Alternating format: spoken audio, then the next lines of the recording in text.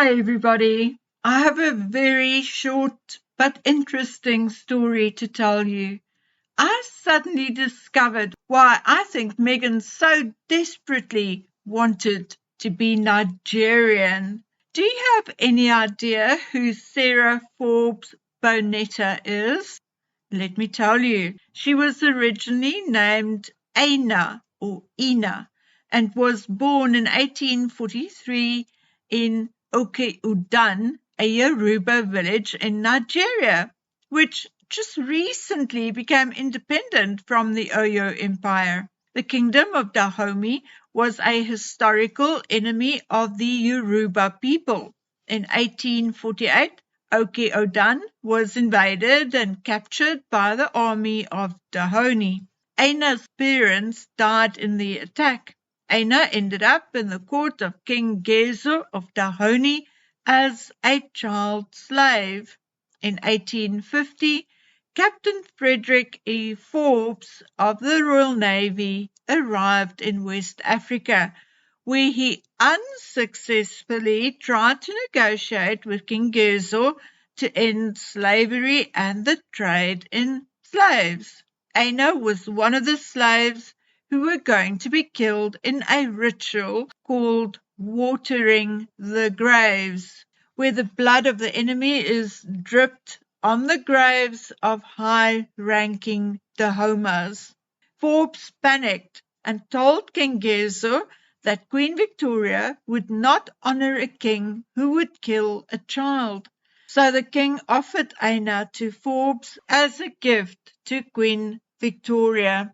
Captain Forbes renamed the girl Sarah Forbes Bonetta. He named her Forbes after himself and Bonetta after his ship. Forbes initially intended to raise her himself. He decided to take her to meet Queen Victoria anyway, though. The girl told Queen Victoria about her life, and Queen Victoria was impressed by the girl's exceptional intelligence and had the girl, whom she called Sally, raised as her goddaughter. In 1851, Sarah had a terrible, persistent cough, and the Queen sent her to the Annie Walsh Memorial School in Sierra Leone, hoping that the weather would help her. And it did. She returned to England in 1855 when she was only 12, and she was entrusted to the care of Reverend Frederick Scowen and his wife Elizabeth. In January 1862, she was invited to the wedding of Queen Victoria's daughter, Princess Alice. In August 1862, she married Captain Jones Pinson Labula Davies at St. Nicholas's Church in Brighton. Captain Davies was a wealthy Yoruba businessman, and the couple and their children enjoyed a close relationship until Sarah's death from TB on the 15th of August 1880. She died on Madeira Island, and there is a monument in her honor in Western Lagos.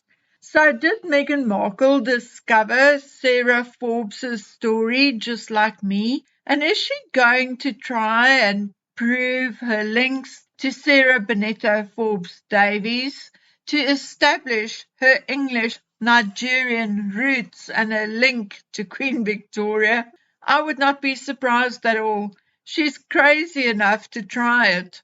Or maybe she just read the story and thought, well, if Sarah could become royal, then so can I, on the basis that I am Nigerian.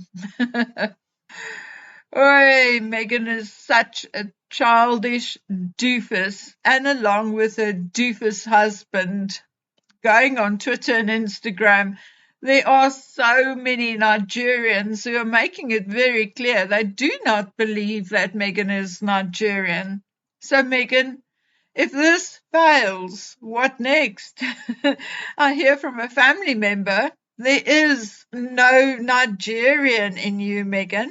He says, Yes, there is African, obviously, because their family come from slaves, but there is a large portion from places like Jamaica. So in his opinion, it would sincerely surprise him if there is indeed even as little as 10% Nigerian in Meghan, because that is not how he understands his family's history. So what now, Megan? You've had your chance in Jamaica. So unfortunately, if we take the word of Meghan's family, there is no link to Nigeria. And if there is, it will be the smallest drop, an insignificant percentage of DNA. So Meghan is indeed no Sarah Benetto Forbes, not even a quarter of Sarah. And Queen Victoria would not have liked Meghan at all. Queen Victoria did not suffer fools lightly. Okay, guys, this was a very short story, but an interesting one, don't you think? I'll see you soon, so take care until we meet again on the next one. Bye.